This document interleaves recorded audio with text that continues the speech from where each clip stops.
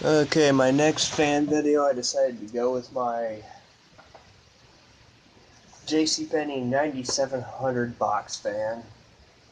And this box fan is in immaculate condition. No rust, no scratches, except for a couple of missing, you know, pieces right there. This thing is in pristine condition.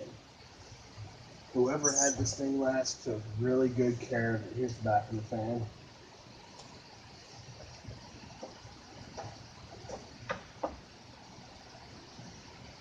Got the motor all oiled up, which it really didn't need it, but I just did it anyway because I can. And here's high on this thing.